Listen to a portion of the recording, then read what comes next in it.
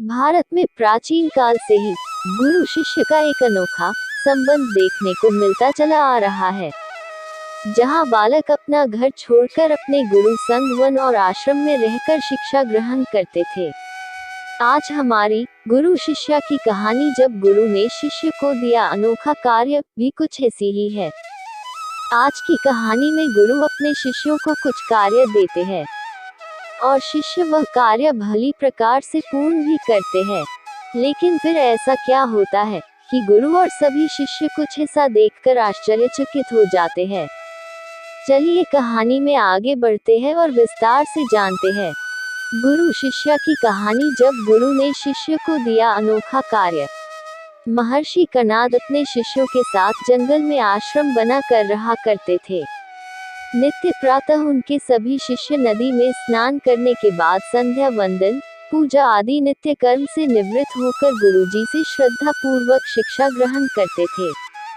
आश्रम के सभी छोटे मोटे कार्य शिष्य स्वयं ही किया करते थे।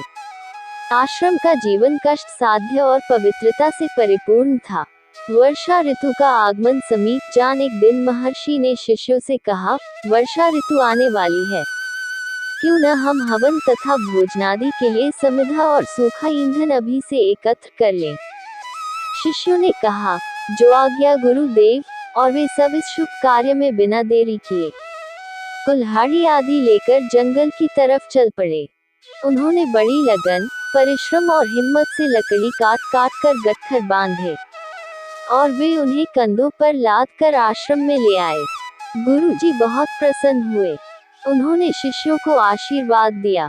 कुछ समय बाद सदैव की भांति सभी शिष्य ऋषि कणाद के साथ नदी में स्नान करने गए।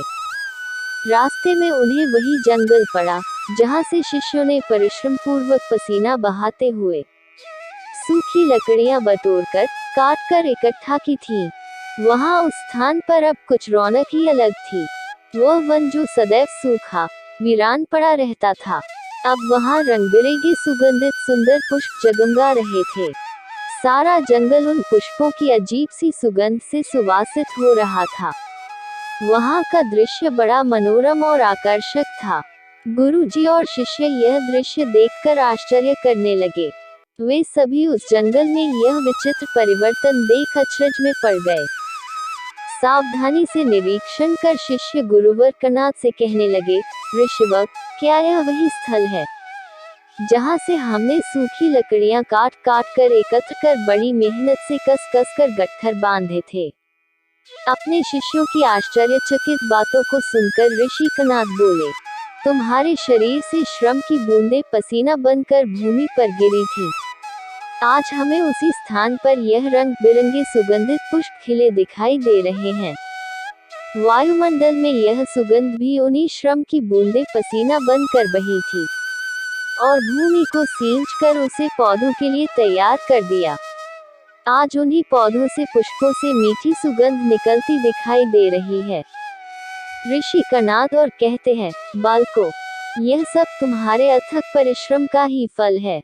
तुम्हारे शरीर से निकले शुद्ध, सच्चे और पवित्र पसीने की बूंदों के परिणाम से ही यहाँ रंग बिरंगे सुगंधित पुष्प खिले हैं। सच है, परिश्रम से बहे पसीने की सुगंध किसी भी साधारण फूल की सुगंध से कहीं अधिक मीठी और प्यारी होती है। हमें सदा ही सतत परिश्रम करते रहना चाहिए। बिना कष्ट उठाए, बिना अथक परिश्रम किए इस संसार में कभी कोई महान नहीं बना।